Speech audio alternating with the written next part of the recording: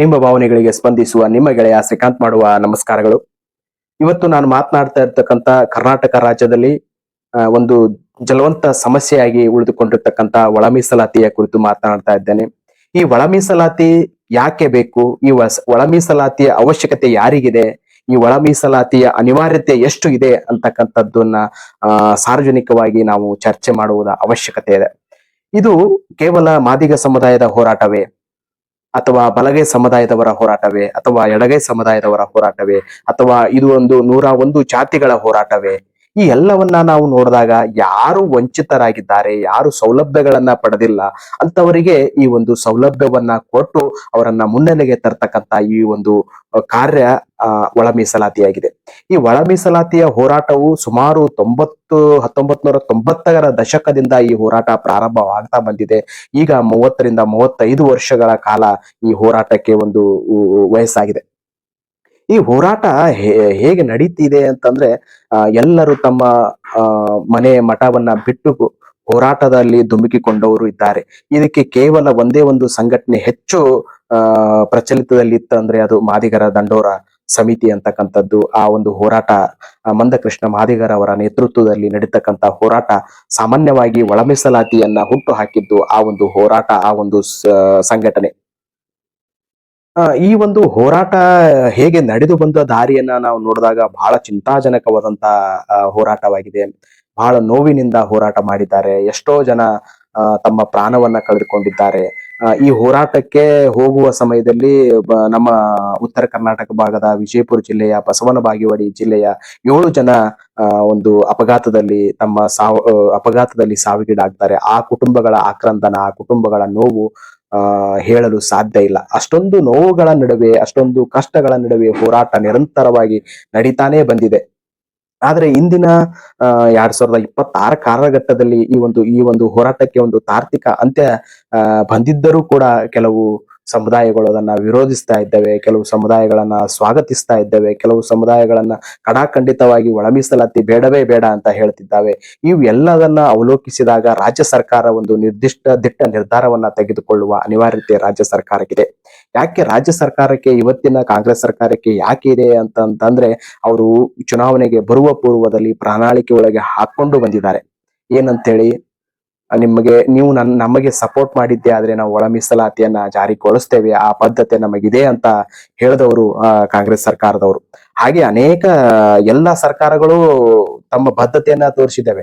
JDS ಸರ್ಕಾರನು ತನ್ನ ಒಳ ಮೀಸಲಾತಿ ಪರವಾಗಿದೆ ಅಂತ ಹೇಳ್ತದೆ, ಬಿಜೆಪಿ ಸರ್ಕಾರ ಒಳ ಮೀಸಲಾತಿ ಪರವಾಗಿದೆ ಅಂತ ಹೇಳ್ತದೆ. ಎಲ್ಲಾ ಸರ್ಕಾರಗಳು ಒಳ ಮೀಸಲಾತಿ ಪರವಾಗಿದ್ದರೆ ಯಾಕೆ ಈ ಹೋರಾಟ 35 ವರ್ಷಗಳ ಕಾಲ ಒಳ ಮೀಸಲಾತಿ ಜಾರಿಗೆ ಆಗ್ಲಿಲ್ಲ ಅಂತದನ್ನ ಒಂದು ನಾವು ಅವಲೋಕಿಸಬೇಕಾಗ್ತದೆ. ಏನು ಹೋರಾಟದ ರೂಪರೇಷೆ ಸರಿಯಾಗಿರ್ಲಿಲ್ವೋ, ಅಥವಾ ಕಾಯ್ದೆ ಸರಿಯಾಗಿರ್ಲಿಲ್ವೋ, ಅಥವಾ ಸಮಿತಿ ನೀಡಿರ್ತಕ್ಕಂತ ವರದಿ ಸರಿಯಾಗಿರ್ಲಿಲ್ವೋ? ಯಾಕೆ ಈ ಒಳ ಮೀಸಲಾತಿಯನ್ನ ನೀಡೋಕೆ ತಾತ್ಸಾರ ಮಾಡಿತ್ತು ಸರ್ಕಾರಗಳು ಅಂತಕ್ಕಂತ ಚಿಂತನೆ ನಮ್ಮೊಳಗೆ ಬರಬೇಕಾಗ್ತದೆ. ಯಾಕೆ 101 ಜಾತಿಗಳಲ್ಲಿ ಒಕ್ಕಟ್ಟಿಲ್ಲವೇ? ಆ ಕಾರಣಕ್ಕಾಗಿ ಒಳ ಮೀಸಲಾತಿ ಇನ್ನೂವರೆಗೆ ಜಾರಿಗೆ ಆಗ್ಲಿಲ್ಲವೇ? ಇದು ಕೂಡ ಒಂದು ಪ್ರಶ್ನಾತೀತಕವಾಗಿ ಪ್ರಶ್ನೆಯಾಗಿ ಉಳಿತಾ ಇದೆ. ಈಗ ನಾವು ನೋಡೋದಾದ್ರೆ ಈ ಹೋರಾಟ ಸುಮಾರು ಮೊದಲನೇದಾಗಿ ಸಾಮಾನ್ಯವಾಗಿ ನಾವು ನೋಡೋದಾದ್ರೆ ಫಸ್ಟಿಗೆ ನೋಡೋದಾದ್ರೆ ಸದಾಶಿವ ಆಯೋಗ ಜಾರಿಗೆ ಮಾಡಿ, ಸದಾಶಿವ ಆಯೋಗ ಜಾರಿಗೆ ಮಾಡ್ರಿ, ಮಾದಿಗರಿಗೆ ನ್ಯಾಯ ಕೊಡ್ರಿ, ಸದಾಶಿವ ಆಯೋಗ ಜಾರಿಗೆ ಮಾಡ್ರಿ, ಮಾದಿಗರಿಗೆ ನ್ಯಾಯ ಕೊಡ್ರಿ ಅಂತ ಹೇಳ್ಬಿಟ್ಟು ಸುಮಾರು ವರ್ಷಗಳಿಂದ ಹೋರಾಟ ಮಾಡಿದ್ರು. ಸದಾಶಿವ ಆಯೋಗ ಜಾರಿ ಆಗಿದ ವರ್ಷ 2005. ಆ 2005 ಆ ಸದಾಶಿವ ಆಯೋಗ, ಜಸ್ಟಿಸ್ ಸದಾಶಿವ ಅವರು ತಮ್ಮ ವರದಿಯನ್ನ ನೀಡ್ತಾರೆ. ಯಾವಾಗ 15 ಜೂನ್ 2012 ತಮ್ಮ ವರದಿಯನ್ನ ನೀಡ್ತಾರೆ.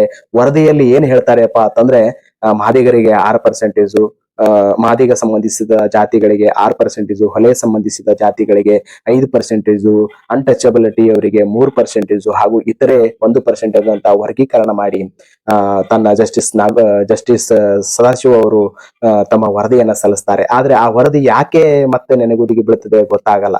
ಮತ್ತೆ ಅದರ ಮೇಲೆ ಒಂದು ಉಪಸಮಿತಿಯನ್ನ ಮಾಡ್ತಾರೆ, ಕ್ಯಾಬಿನೆಟ್ ಉಪಸಮಿತಿಯನ್ನ ಮಾಡ್ತಾರೆ. ಕ್ಯಾಬಿನೆಟ್ ಉಪಸಮಿತಿ ರಚನೆ ಆಗ್ತದೆ. ರಚನೆಯಾಗಿ ಇನ್ನೇನು ಅದನ್ನ ಒಂದು ತಾರ್ಕಿಕ ಅಂತ್ಯಕ್ಕೆ ತರಬೇಕಾದಾಗ ಸರ್ಕಾರ ಬೀಳ್ತದೆ. ಮತ್ತೆ ಅದು ಅಲ್ಲಿಗೆ ಆ ಒಂದು ಹೋರಾಟ, ಆ ಒಂದು ಒಳ ಮೀಸಲಾತಿ ಅಲ್ಲಿಗೆ ನೆನೆಗುದ್ದಿಗೆ ಬೀಳ್ತದೆ. ತದನಂತರ ಈಗ ತದನಂತರ 24-25 ಸಾಲಿನಲ್ಲಿ ಭಾರತದ ಸುಪ್ರೀಂ ಕೋರ್ಟ್ ಭಾರತದ ಸುಪ್ರೀಂ ಕೋರ್ಟ್ ರಾಜ್ಯಗಳು ತಮ್ಮ ಒಳ ಮೀಸಲಾತಿಯನ್ನ ತಾವೇ ಜಾರಿಗೊಳಿಸಬಹುದು ಅಂತ ಆ ಭಾರತದ ಸರ್ವೋಚ್ಚ ನ್ಯಾಯಾಲಯ ಒಂದು ಆದೇಶವನ್ನು ನೀಡುತ್ತದೆ. ಆವಾಗ ಮತ್ತಷ್ಟು ಒಂದು ಒಳ ಮೀಸಲಾತಿಗೆ ಒಂದು ಬದ್ಧತೆಯನ್ನ ಬರ್ತದೆ, ಒಂದು ಬಲ ಬರ್ತದೆ. ಕೆಲವರು ಹೇಳ್ತಿದ್ರು ಸಂವಿಧಾನದಲ್ಲಿ ಬಾಬಾ ಸಾಹೇಬ್ ಅಂಬೇಡ್ಕರ್ ಒಳ ಮೀಸಲಾತಿಯನ್ನ ಬರದೇ ಇಲ್ಲ, ಒಳ ಮೀಸಲಾತಿಯನ್ನ ಕೊಟ್ಟೇ ಇಲ್ಲ, ಹಿಂಗ ಉಡಾಫೆ ಮಾತುಗಳನ್ನ ಕೆಲವರು ಮಾತನಾಡ್ತಾ ಇದ್ರು. ಆದ್ರೆ ಒಳ ಮೀಸಲಾತಿಯನ್ನ ಕೊಡ್ಬೇಕಂತ ಹೇಳಿದ್ಯಾರು ಯಾವಾಗ? ಈಗ 2024-25 ಸುಪ್ರೀಂ ಕೋರ್ಟ್ ಹೇಳ್ತದೆ. ಸುಪ್ರೀಂ ಕೋರ್ಟ್ ಸಂವಿಧಾನದ ಅಡಿಯಲ್ಲಿ ಇದೆಯಾ ಅಥವಾ ಸಂವಿಧಾನ ಬಾಹಿರವಾಗಿದೆಯಾ ಅಂತಕ್ಕಂಥದ್ದನ್ನ ಪ್ರಶ್ನೆ ಮಾಡ್ಕೊಂಡು ನೋಡಿದಾಗ, ಸಂವಿಧಾನ ಅಡಿಯಲ್ಲಿರ್ತಕ್ಕಂಥ ಸರ್ವೋಚ್ಚ ನ್ಯಾಯಾಲಯ, ನಮ್ಮ ದೇಶದ ಸರ್ವೋಚ್ಚ ನ್ಯಾಯಾಲಯವೇ ಒಳ ಮೀಸಲಾತಿಯನ್ನ ಜಾರಿಗೊಳಿಸಬಹುದು, ಅದು ರಾಜ್ಯ ಸರ್ಕಾರ ಕ್ರಮ ಕೈಗೊಳ್ಳಬಹುದು ಅಂತಕ್ಕಂಥ ಅಭೂತಪೂರ್ಣವಾದಂತ ಆದೇಶವನ್ನ ಹೊರಡಿಸ್ತದೆ. ಆದೇಶ ಹೊರಡಿಸಿದಾಗ ಮತ್ತಷ್ಟು ಪುಷ್ಟಿಯನ್ನ ನೀಡುತ್ತದೆ, ಇನ್ನೇನು ಒಳ ಮೀಸಲಾತಿ ಜಾರಿ ಆಗೇ ಬಿಡ್ತದೆ ಅಂತಕ್ಕಂಥ ವಿಚಾರ ವಿನಿಮಯ ಎಲ್ಲ ಜನಸಾಮಾನ್ಯರಲ್ಲಿ, ಮಹಾದಿಗ ಸಮುದಾಯ ಆಗಿರ್ಬೋದು, ಇಡೀ 101 ಜಾತಿ ದಲಿತ ಸಮುದಾಯದಲ್ಲಿ ಒಳ ಮೀಸಲಾತಿ ಜಾರಿ ಆಗ್ತದೆ, ನ್ಯಾಯ ಸಿಗುತ್ತದೆ ಅಂತಕ್ಕಂಥ ಚಿಂತನೆ ಒಳಗಿತ್ತು.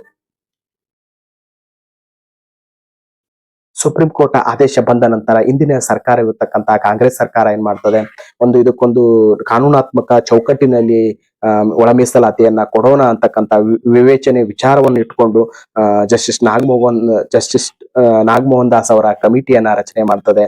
ಅದು ಯಾವಾಗಪ್ಪ ಅಂದ್ರೆ ನವೆಂಬರ್ ತಿಂಗಳು 2024 ಜಸ್ಟಿಸ್ ನಾಗಮೋಹನ್ ದಾಸ್ ಅವರ ಕಮಿಟಿಯನ್ನ ರಚನೆ ಮಾಡ್ತದೆ.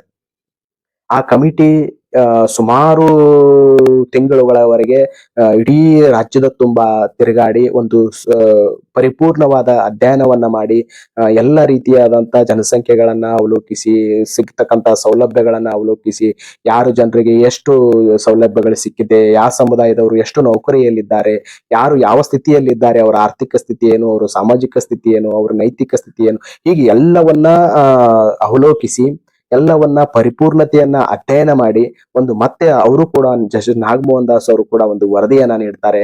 ಆ ವರದಿಯನ್ನ ನೀಡ್ತಾರೆ ಅವರು ಆಗಸ್ಟ್ 2025 ನಾಗಮೋಹನ್ ದಾಸ್ ಅವರು ವರದಿಯನ್ನ ನೀಡ್ತಾರೆ. ಆ ವರದಿ ಹೇಗೆ ಇರ್ತದೆ ಅಂತಂದ್ರೆ 17% ಮೀಸಲಾತಿಗೆ ಅನ್ವಯವಾಗಿ ಹಂಚಿಕೆಯನ್ನ ಮಾಡ್ತಾರೆ. 17% ಹಂಚಿಕೆಯನ್ನ ಮಾಡ್ತಾರೆ. ಇದು ಒಂದು ಸಾಮಾನ್ಯವಾದಂತ ನಾವು ಕಂಡಿರ್ತಕ್ಕಂಥದ್ದು. ಅವರು ಒಂದು ವಿಚಾರ, ಮಾದಿಗ ಸಂಬಂಧಿಸಿದ ಜಾತಿಗೆ 6% ಮೀಸಲಾತಿಯನ್ನ ಕೊಡ್ತಾರೆ. ಹಾಗೆ ಹೊಲೆಗೆ ಸಂಬಂಧಿಸಿದ ಜಾತಿಗಳಿಗೆ 5 ಅಥವಾ 6 ಕೊಟ್ಟರೆ ಸೂಕ್ತ ಅಂತ ನಿರ್ದೇಶನ ನೀಡ್ತಾರೆ. ಅದರಂತೆ ಇತರೆ ಸಮುದಾಯಗಳಿಗೆ 4ರಿಂದ 5 ಅಂತ ಕೊಡ್ತಾರೆ. ಹಾಗೆ ಇನ್ನೊಂದು ನಾವು ಅಲೆಮಾರಿ ಜನಾಂಗವನ್ನ ಕೇಳ್ತಾ ಇದ್ದೇವೆ, ಆ ಒಂದು ಸಮುದಾಯಕ್ಕೆ 1% ಮೀಸಲಾತಿಯನ್ನ ಕೊಡ್ತಾರೆ. ಹೀಗೆ ಜಸ್ಟಿಸ್ ನಾಗಮೋಹನ್ ದಾಸ್ ಅವರು ಯಾವಾಗ ಕೊಡ್ತಾರೆ? ಆಗಸ್ಟ್ ತಿಂಗಳ 2025 ತಮ್ಮ ವರದಿಯನ್ನ ಸಲ್ಲಿಸ್ತಾರೆ. ಆ ವರದಿ ಸಲ್ಲಿಸಿದ ನಂತರವೂ ಮತ್ತೆ ಈ ಒಂದು ಒಳ ಮೀಸಲಾತಿ ಜಾರಿಗೆ ಆಗ್ಲಿಲ್ಲ, ಇಲ್ಲಿವರೆಗೂ ಜಾರಿ ಆಗ್ಲಿಲ್ಲ. ಇವತ್ತು ದಿನಾಂಕ 15/3/2026 ಆಗಸ್ಟ್ ತಿಂಗಳಿಂದ ಇಲ್ಲಿವರೆಗೂ ಮತ್ತೆ ಯಾಕೆ ಒಳ ಮೀಸಲಾತಿ ಜಾರಿಗೆ ಆಗ್ಲಿಲ್ಲ? ಯಾಕೆ ಇದರ ಒಳ ತೊಡಕುಗಳು ಏನಾಗ್ತಿದೆ? ಇವೆಲ್ಲವನ್ನ ಅವಲೋಕಿಸಿ ನೋಡಿದಾಗ ರಾಜಕಾರಣಿಗಳ ಒತ್ತಾಯ, ರಾಜಕಾರಣಿಗಳ ಪ್ರಾಬಲ್ಯ, ರಾಜಕಾರಣಿಗಳ ಒತ್ತಡ ಇದರ ನಡುವೆ ಇದೇನಾ ಅಂತಕ್ಕಂತ ಪ್ರಶ್ನೆ ಉದ್ಭವ ಆಗ್ತದೆ. ಈ ನಡುವೆ ಕಾಂಗ್ರೆಸ್ ಸರ್ಕಾರ ಯಾವುದೇ ನೇಮಕಾತಿಗಳನ್ನ ನೋಟಿಫಿಕೇಶನ್ ಹೊರಡಿಸೇ ಇರುವುದಿಲ್ಲ. ಹೀಗಾಗಿ ಎಲ್ಲ ಸಮುದಾಯದ ಯುವಕರು ಏನು ಸ್ಪರ್ಧಾತ್ಮಕ ಪರೀಕ್ಷೆಯನ್ನ ತಯಾರಿ ಮಾಡ್ತಕ್ಕಂತ ವಿದ್ಯಾರ್ಥಿ ವರ್ಗ, ಸ್ಪರ್ಧಾತ್ಮಕ ಪರೀಕ್ಷೆ ತಯಾರಿ ಮಾಡ್ತಕ್ಕಂತ ನೌಕರಿಯನ್ನ ಪಡಿಬೇಕು ಅನ್ನೋ ಛಲದಲ್ಲಿ, ಚಿಂತನೆಯಲ್ಲಿ ಇರ್ತಕ್ಕಂತ ಎಷ್ಟೋ ಬಡ ವಿದ್ಯಾರ್ಥಿಗಳು ತಮ್ಮ ಸ್ವಗ್ರಾಮವನ್ನ ಬಿಟ್ಟು ಪಟ್ಟಣ ನಗರಗಳಲ್ಲಿ ಇದ್ದು ಒಂದು ಒಪ್ಪತ್ತಿಗೆ ಊಟ, ನೀರು ಎಲ್ಲವನ್ನ ತ್ಯಾಗ ಮಾಡಿ ಅಧ್ಯಯನ ಮಾಡ್ತಕ್ಕಂತ ವಿದ್ಯಾರ್ಥಿಗಳು ಏನ್ ಮಾಡ್ತಾರೆ, ಒಂದು ತಿಂಗಳ ಹಿಂದೆ ಏನ್ ಮಾಡ್ತಾರೆ, ದೊಡ್ಡದೊಂದು ಹೋರಾಟ ಮಾಡ್ತಾರೆ. ಆ ಹೋರಾಟದ ಪ್ರತಿಫಲವಾಗಿ ಏನ್ ಮಾಡ್ತದೆ ಕರ್ನಾಟಕ ಸರ್ಕಾರ, ಕಾಂಗ್ರೆಸ್ ಸರ್ಕಾರ 56,000 ನೇಮಕಾತಿಗಳಿಗೆ ಆದೇಶವನ್ನ ಹೊರಡಿಸ್ತದೆ. ಹೇಗೆ ಆದೇಶವನ್ನ ಹೊರಡಿಸ್ತದೆ? 2022 ಇರ್ತಕ್ಕಂತ ರೋಸ್ಟರ್ ಪದ್ಧತಿಯ ಮೂಲಕವೇ ನೇಮಕಾತಿಯನ್ನ ಮಾಡಿಕೊಳ್ಬೇಕು ಅಂತ ಕರ್ನಾಟಕ ಸರ್ಕಾರ ಆದೇಶ ಹೊರಡಿಸ್ತದೆ. ಅದು ನಿಮ್ಮ ಆದೇಶ, ಅವರು ಓದಿರುವುದು, ಅವರು ಪಾಪ 3 ವರ್ಷಗಳಿಂದ ಅಧ್ಯಯನ ಮಾಡ್ತಾ ಇರೋದು ತಪ್ಪಲ್ಲ.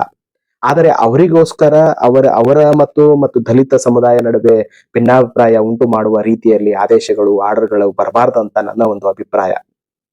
ಈಗ ಹೇಗೆ ಆಗಿದೆ ಅಂದ್ರೆ ಇತರ ಸಮುದಾಯದ ಯುವಕರಿಗೆ ಆ SC ST ಒಳ ಮೀಸಲಾತಿ ಸಂಬಂಧ ನಮಗೆ ಯಾವುದೂ ನೇಮಕಾತಿಗಳು ಆಗ್ತಿಲ್ಲ ಅಂತಕ್ಕಂಥ ತಾರತಮ್ಯ ಮನೋಭಾವನೆ ಇಂದಿನ ಯುವಕರಲ್ಲಿ, ಇತರೆ ಸಮುದಾಯದ ಯುವಕರಲ್ಲಿ ಬರ್ತಾ ಇದೆ. ರಾಜ್ಯ ಸರ್ಕಾರಗಳೇ ನೀವು ಸರ್ಕಾರಗಳು ಒಂದ್ ಸ್ವಲ್ಪ ಚಿಂತನೆ ಮಾಡಬೇಕಾಗ್ತದೆ. ಈ ಒಳ ಮೀಸಲಾತಿಯನ್ನ ನೀವು ಜಾರಿ ಮಾಡೇ ನಾವು ನೇಮಕಾತಿಯನ್ನ ಮಾಡ್ತೀನಿ ಅಂತ ಹೇಳಿ ಸ್ಟೇಟ್ಮೆಂಟ್ ಕೊಟ್ಟಾದ ಬಳಿಕೆ ಮತ್ತೆ ನೀವು ಯಾಕೆ ನಿಮ್ಮ ಸ್ಟೇಟ್ಮೆಂಟ್ ಗಳನ್ನ ಬದಲಾವಣೆ ಮಾಡ್ತಾ ಇದ್ದೀರಾ ಅಂತಕ್ಕಂಥದ್ದನ್ನ ನೀವು ವಿವೇಚನೆ ಮಾಡ್ಬೇಕಾಗ್ತದೆ. ಈ 56,000 ನೇಮಕಾತಿಗಳಲ್ಲಿ 22 ರೋಸ್ಟರ್ ಪ್ರಕಾರ ನೀವು 2022 ರೋಸ್ಟರ್ ಪ್ರಕಾರ ಮಾಡ್ತೀನಿ ಅಂತ ಅಂದಿರಿ, ಓಕೆ ಮಾಡಿ. ಆದ್ರೆ ಅದರಲ್ಲೂ ನೀವು ಯಾಕೆ ಒಳ ಮೀಸಲಾತಿಯನ್ನ ಜಾರಿಗೊಳಿಸಿ ಮತ್ತೆ ಅದೇ ಹಳೆ ಪದ್ಧತಿಯಿಂದ 56,000 ನೇಮಕಾತಿಗಳನ್ನ ಮಾಡಿದ್ರೆ ಎಷ್ಟು ಅನ್ಯಾಯ ಆಗ್ತದೆ ದಲಿತ ಸಮುದಾಯಕ್ಕೆ ಅಂತಕ್ಕಂಥ ಚಿಂತನೆ ನಿಮಗೆ ಬೇಕಾಗಿಲ್ವೇ? ದಲಿತ ಸಮುದಾಯದ ಏಳಿಗೆ ನಿಮಗೆ ಅವಶ್ಯಕತೆ ಇಲ್ಲವೇ ಅಂತಕ್ಕಂಥ ಪ್ರಶ್ನೆ ಉದ್ಭವ ಆಗ್ತದೆ. ಅದಕ್ಕೆ ದಯಮಾಡಿ ಮೊನ್ನೆ ಎಲ್ಲಾ ಸಚಿವರು ಫ್ರೀಡಂ ಪಾರ್ಕ್ ನಲ್ಲಿ ಹೋರಾಟ ಮಾಡಿದಾಗ ಎಲ್ಲಾ ಸಚಿವರು ಬಂದಿದ್ರು. ಸನ್ಮಾನ್ಯ ಶ್ರೀ ಸತೀಶ್ ಜಾರಕಿಹೊಳಿ ಅವರು ಬಂದಿದ್ರು, ಖಂಡ್ರೆ ಸಾಹೇಬ್ರು ಬಂದಿದ್ರು, ಗುಂಡೂರಾವ್ ಸಾಹೇಬ್ರು ಬಂದಿದ್ರು, ಹಾಗೂ ಯಾರು ನಮ್ಮ ಸಮುದಾಯದ ಹೋರಾಟಗಾರರು ಬಂದಿದ್ರು. ಎಲ್ಲರೂ ಒಂದು ಆರ್ ಬಿ ತಿಮ್ಮಾಪುರ ಸಾಹೇಬ್ರಿದ್ರು, ಎಚ್ ಆಂಜನೇಯ ಸಾಹೇಬ್ರಿದ್ರು. ಹೀಗೆ ಅನೇಕರು ಎಲ್ಲರೂ ಆ ಒಂದು ಹೋರಾಟದಲ್ಲಿದ್ದಾಗ ನಾವು 27ನೇ ತಾರೀಕಿಗೆ ಸ್ಪೆಷಲ್ ಆಗಿ ಕ್ಯಾಬಿನೆಟ್ ಅನ್ನ ಕರೆದಿದ್ದೇವೆ, ಆ ಒಂದು ಕ್ಯಾಬಿನೆಟ್ ಅಲ್ಲಿ ನಿರ್ಧಾರ ತೆಗೆದುಕೊಳ್ತೇವೆ ಅಂತ ನೀವು ಹೇಳಿದ್ದೀರಿ. ಅದಕ್ಕೆ ನಾವು ಸ್ವಾಗತಿಸ್ತೇವೆ. ದಯವಿಟ್ಟು ಆದಷ್ಟು ಬೇಗ ನೀವು ಒಂದು ಪರಿಪೂರ್ಣವಾದ ನಿರ್ಧಾರಕ್ಕೆ ಬನ್ನಿ. ಯಾಕೆ ಅಂದ್ರೆ ಇತರ ಸಮುದಾಯದ ಯುವಕರು ಓದಿ ತಮ್ಮ ವಯಸ್ಸಿನ ಮಿತಿ ಇದೆ. ಯಾವುದೇ ನೌಕರಿ ಆಗ್ಬೇಕು ಆದ್ರೂ ಅದಕ್ಕೊಂದು ವಯಸ್ಸಿನ ಮಿತಿ ಇದೆ. ಆ ಮಿತಿಗಳ ವ್ಯತ್ಯಾಸ ಆಗಿ ಈಗಿನ ಓದ್ತಿರ್ತಕ್ಕಂಥ ಯುವಕರ ವಯಸ್ಸು ಮೀರುತ್ತಿದೆ. ಅದಕ್ಕಾಗಿ ಆ ಒಂದು ರಿಲ್ಯಾಕ್ಸೇಷನ್ ಕೊಟ್ಟು ಒಂದು ನೇಮಕಾತಿಯನ್ನ ಹೊರಡಿಸಿ ಅದರಲ್ಲೂ ಒಳ ಮೀಸಲಾತಿಯನ್ನ ಆ 15% ನಲ್ಲಿ ಒಳ ಮೀಸಲಾತಿಯನ್ನ ಕೊಟ್ಟು 56,000 ನೇಮಕಾತಿಗಳನ್ನ ಮಾಡಿ ಅಂತ ನಾನು ಹೇಳ್ತೇನೆ. ಮತ್ತು ಈಗ ದಯವಿಟ್ಟು ಈ 56,000 ನೇಮಕಾತಿಗಳಲ್ಲಿ ಕಡ್ಡಾಯವಾಗಿ ಒಳ ಮೀಸಲಾತಿಯನ್ನ ಕೊಟ್ಟು ನೇಮಕಾತಿ ಮಾಡಿ. ಯಾರದೋ ಒತ್ತಡಕ್ಕೆ, ಯಾರದೋ ಆಮಿಷಕ್ಕೆ, ಯಾರದೋ ಬಲಾಢ್ಯರ ಒತ್ತಡಕ್ಕೆ ಮಣಿದು ನೀವೇನಾದ್ರೂ ತಪ್ಪು ನಿರ್ಧಾರ ತೆಗೆದುಕೊಂಡಿದ್ದೆ ಆದ್ರೆ ಮತ್ತೆ ಸರ್ಕಾರಕ್ಕೆ ಅನಾಹುತ ತಪ್ಪಿದ್ದಲ್ಲ. ನಿಮ್ಮ ಮೇಲೆ ಒಂದು ನಂಬಿಕೆ ಇದೆ, ನಿಮ್ಮ ಮೇಲೆ ಒಂದು ವಿಶ್ವಾಸವಿದೆ. ನಾನು ಅನೇಕ ಜನರ ಜೊತೆ ನಾನು ಮಾತಾಡಿದಾಗ ಕಾಂಗ್ರೆಸ್ ಕಾರ್ಯಕರ್ತರು, ಮಾದಿಗ ಸಮುದಾಯದಲ್ಲಿ ಇರ್ತಕ್ಕಂಥ ಯುವಕರು ಹೇಳಿರ್ತಕ್ಕಂಥ ಮಾತನ್ನ ನಾನು ಅವಲೋಕಿಸಿದಾಗ ಅವರು ಚುನಾವಣೆ ಪೂರ್ವದಲ್ಲಿ ಇಲ್ಲ ಸಿದ್ದರಾಮಯ್ಯ ಸಾಹೇಬರು ಎಷ್ಟೊತ್ತಿದ್ರು ಒಳ ಮೀಸಲಾತಿಯನ್ನ ಜಾರಿಗೊಳಿಸ್ತಾರೆ, ಅದಕ್ಕೆ ಸಿದ್ದರಾಮಯ್ಯ ಸಾಹೇಬರು ನಾವು ಆರಿಸಿ ತರಬೇಕು, ಅವ್ರನ್ನ ಮುಖ್ಯಮಂತ್ರಿ ಮಾಡಬೇಕು ಅಂತ ಹೇಳ್ಬಿಟ್ಟು ಎಷ್ಟೋ ಯುವಕರು ತಮ್ಮ ಸಮುದಾಯದಲ್ಲಿ, ತಮ್ಮ ಕೇರಿಗಳಲ್ಲಿ ಹೋಗಿ ಕಾಂಗ್ರೆಸ್ ಪರವಾಗಿ ಪ್ರಚಾರ ಮಾಡಿ ನಿಮಗೆ ಮತವನ್ನ ನೀಡಿದ್ದಾರೆ. ಆ ಮತದ ಋಣಕ್ಕಾಗಿ, ಆ ಮತದ ಬದ್ಧತೆಗಾಗಿ ನಿಮಗೆ ಒಂದು CM ಸ್ಥಾನದಲ್ಲಿ ಕೂರಿಸಿರ್ತಕ್ಕಂಥ ಮಾದಿಗ ಸಮುದಾಯ, ದಲಿತ ಸಮುದಾಯಕ್ಕೆ ನ್ಯಾಯ ಕೊಡ್ತಕ್ಕಂಥ ಕರ್ತವ್ಯ, ಜವಾಬ್ದಾರಿ ನಿಮ್ಮದಾಗಿದೆ. ಹಾಗಾಗಿ ಒಳ ಮೀಸಲಾತಿಯನ್ನ ಜಾರಿಗೊಳಿಸಿದ್ದೇ ಆದ್ರೆ ನಿಮಗೆ ನಿಮ್ಮದೇ ಆದಂತ ಗೌರವ, ನಿಮ್ಮದೇ ಆದಂತ ಘನತೆ ಹೆಚ್ಚಾಗ್ತದೆ. ನೀವು ಅಹಿಂದ ನಾಯಕರ ಅಂತ ಹೇಳ್ತೀರಿ, ಅಂಬೇಡ್ಕರ್ ಸಿದ್ಧಾಂತವನ್ನ ಫಾಲೋ ಮಾಡ್ತೀನಿ ಅಂತ ಹೇಳ್ತೀರಿ. ಹಾಗಾಗಿ ಅಂಬೇಡ್ಕರ್ ಸಿದ್ಧಾಂತವನ್ನ ಪರಿಪಾಲಿಸುವವರು ಸುಪ್ರೀಂ ಕೋರ್ಟ್ ನ ಉಚ್ಚ ನ್ಯಾಯಾಲಯದ ಆದೇಶಗಳನ್ನ ಪಾಲಿಸದೇ ಇದ್ರೆ ನೀವು ಹೇಗೆ ಅಂಬೇಡ್ಕರ್ ಅನುಯಾಯಿಗಳಾಗ್ತೀರಿ? ಹೇಗೆ ನೀವು ಅಂಬೇಡ್ಕರ್ ಸಿದ್ಧಾಂತವನ್ನ ಪರಿಪಾಲಿಸುವವರಾಗ್ತೀರಿ ಅಂತಕ್ಕಂಥ ಪ್ರಶ್ನೆ ನಿಮ್ಮೊಳಗೆ ನೀವು ಮಾಡ್ಕೊಂಡು ನೋಡ್ಬೇಕಾಗ್ತದೆ. ಒಂದು ವೇಳೆ ನೀವು ಅಂಬೇಡ್ಕರ್ ಅವರ ಸಿದ್ಧಾಂತವನ್ನು ಒಪ್ಪೋದಾದ್ರೆ ಸುಪ್ರೀಂ ಕೋರ್ಟ್ ನ ಆದೇಶವನ್ನ ಪರಿಪಾಲಿಸಲೇಬೇಕಲ್ಲ. ಪರಿಪಾಲಿಸಲಿಲ್ಲ ಅಂದ್ರೆ ನೀವು ಹೇಗೆ ಅಂಬೇಡ್ಕರ್ ವಾದಿಗಳಾಗ್ತೀರಿ? ಯಾಕೆ ನೀವು ಸಮುದಾಯಗಳ ನಡುವೆ ಬೆಂಕಿ ಹಚ್ಚುವಂತ ಕೆಲಸ ಮಾಡ್ತಿದ್ದೀರಿ? ಕೆಲವು ಹೋರಾಟಗಾರರು ಬಲಗೈ ಸಮುದಾಯಕ್ಕೆ ಬೈತಾರೆ, ಕೆಲವು ಬಲಗೈ ಸಮುದಾಯ ಹೋರಾಟಗಾರರು ಎಡಗೈ ಸಮುದಾಯಕ್ಕೆ ಬೈತಾರೆ. ಯಾಕೆ ನೀವು ಬೆಂಕಿ ಹಚ್ಚುವಂತ ಕೆಲಸವನ್ನ ಮಾಡ್ತಿದ್ದೀರಿ? ಎರಡು ಸಮುದಾಯಗಳು ಒಂದಾಗಿ ಹೋದಾಗ ಮಾತ್ರ ನಾವು ಪರಿಪೂರ್ಣತೆಯನ್ನ ಪಡೆಯೋಕ್ ಸಾಧ್ಯ ಇದೆ. ಕೆಲವರು ರಾಜಕಾರಣಿಗಳನ್ನ ಬಿಟ್ಟು ಬಿಡಿ, ರಾಜಕಾರಣ ಮಾಡೋದೇ ಅವರ ಉದ್ಯೋಗ ಆಗಿದೆ, ರಾಜಕಾರಣ ಮಾಡೋದೇ ಅವರ ದಂಧೆ ಆಗಿದೆ. ಆ ಅವರನ್ನ ಬಿಟ್ಟು ಹೋರಾಟಗಾರರನ್ನ ನಂಬಿ, ಕೆಲಸಕ್ಕಾಗಿ ಪರಿತಪಿಸ್ತಕ್ಕಂತ ಯುವಕರನ್ನ ನಂಬಿ ನೀವು ಈ ಒಂದು ಒಳ ಮೀಸಲಾತಿಯನ್ನ ಜಾರಿಗೊಳಿಸ್ರಿ ಅಂತ ನಾನು ನಿಮ್ಮಲ್ಲಿ ವಿನಂತಿಸ್ಕೊಳ್ತೇನೆ. ದಯವಿಟ್ಟು ಮಾರ್ಚ್ 27 ಒಳ ಮೀಸಲಾತಿ ಹೋರಾಟಕ್ಕೆ ಅಂತ್ಯವಾಗಲಿ, ಒಳ ಮೀಸಲಾತಿ ಜಾರಿ ಆಗಲಿ. ನಿಮಗೆ ನಾವೆಲ್ಲರೂ ಯುವಕರು ಅಭಿನಂದನೆಗಳನ್ನ ಸಲ್ಲಿಸ್ತೇವೆ. ಈಗ ಕೂತು ಓದ್ತಿರ್ತಕ್ಕಂತ 3 ವರ್ಷಗಳಿಂದ ನೇಮಕಾತಿ ಇಲ್ಲ. ಇದು ಬಹಳ ದುಃಖಕರ ಸಂಗತಿಗಳದಾವ್. ನಾನು ನಮ್ಮ ಬಿಜಾಪುರದಾಗ ನೋಡ್ತೀನಿ, ಇಷ್ಟು ನಿಕೃಷ್ಟವಾದ ಆರ್ಥಿಕ ಪರಿಸ್ಥಿತಿ ಅದ, ಅಷ್ಟು ನಿಕೃಷ್ಟವಾದ ಆರ್ಥಿಕ ಪರಿಸ್ಥಿತಿ ಅದ. ಆ ಆರ್ಥಿಕ ಪರಿಸ್ಥಿತಿಯ ನಡುವೆಯೂ ಅಧ್ಯಯನ ಮಾಡ್ತಾ ಇದ್ದಾರೆ ಮಕ್ಕಳು ಅಂದ್ರೆ ನೀವು ಒಂದು ವಿವೇಚನೆ ಮಾಡ್ಬೇಕು. ನೀವು ಬಂದ್ ನೋಡಿದಾಗ ಗೊತ್ತಾಗ್ತದ ಅಲ್ಲಿ ಗೌರ್ಮೆಂಟ್ ಕಾಲೇಜ್ ಹತ್ರ ಬಂದಿತ್ತು ನೋಡಿದಾಗ ಗೊತ್ತಾಗ್ತದ. 30-20 ರೂಪಾಯಿ, 30-40 ರೂಪಾಯಿ ಊಟಕ್ಕಾಗಿ ಹೇಗ್ ಪಾಳೆ ಹಚ್ಚಿ ಊಟ ಮಾಡ್ತಾರೆ. ಅದೇ 10 ರೂಪಾಯಿ ಉಳಿತಾಯ ಆಗ್ತದ ಅಂತ ಹೇಳಿ ಪಾಳೆ ಹಚ್ಚಿ ಊಟ ಮಾಡಿ ಅಧ್ಯಯನ ಮಾಡ್ತಕ್ಕಂತ ಮಕ್ಕಳಿಗೆ ಅನ್ಯಾಯ ಮಾಡ್ಬೇಡ್ರಿ. ಬೇಗ ಆದಷ್ಟು ಬೇಗ ನೀವು ಕಾಲ್ಫಾರ್ ಮಾಡ್ರಿ. ಆ 56,000 ನೇಮಕಾತಿಯಲ್ಲಿ ಒಳ ಮೀಸಲಾತಿಯನ್ನ ಜಾರಿಗೆಗೊಳಿಸಿ ಒಂದು ತಾರ್ಕಿಕ ಅಂತ್ಯವನ್ನ ಹಾಡ್ರಿ ಅಂತ ನಿಮ್ಮ ಸನ್ಮಾನ್ಯ ಸಿದ್ದರಾಮಯ್ಯ ಸಾಹೇಬರಲ್ಲಿ ನಾನು ನಿಲ್ಸ್ಕೊಳ್ತೇನೆ. ಅನಿವಾರ್ಯತೆ ಇದೆ. ಈ ಒಳ ಮೀಸಲಾತಿ ಮಾದಿಗ ಸಮುದಾಯ ಆಗಿರ್ಬೋದು, ಹೊಲೆಯ ಸಮುದಾಯ ಆಗಿರ್ಬೋದು ಮತ್ತು ಇತರೆ ಎಲ್ಲ ಸಮುದಾಯದವರಿಗೂ ಇದು ಒಳ ಮೀಸಲಾತಿ ಅನಿವಾರ್ಯತೆ ಇದೆ. ದಯವಿಟ್ಟು ಒಳ ಮೀಸಲಾತಿಯನ್ನ ಜಾರಿಗೊಳಿಸಿ ಸುದೀರ್ಘವಾದ ಹೋರಾಟಕ್ಕೆ 30 ವರ್ಷಗಳ ಹೋರಾಟಕ್ಕೆ ಒಂದು ಅಭೂತಪೂರ್ಣವಾದಂತಹ ನ್ಯಾಯವನ್ನ ಒದಗಿಸ್ರಿ ನೀವು ಅಹಿಂದ ನಾಯಕರಾಗಿರುವುದರಿಂದ ಅಂತ ಹೇಳ್ತಾ ನಿಮಗೆ ಮತ್ತೆ ಈ ಒಂದು 27ನೇ ತಾರೀಕು ನಾವು ಅಭಿನಂದನೆಗಳನ್ನ ಸಲ್ಲಿಸೋಣ. ಮತ್ತೆ ಯಾರು ಎಡ ಬಲ ಅಂತ ಭೇದ ಭಾವಗಳನ್ನ ಹುಟ್ಟುವಂತ ಭಾವನೆಯನ್ನ ಬೆಳೆಸುವಂತ ಮಾತುಗಳನ್ನ ಆಡಬೇಡಿ.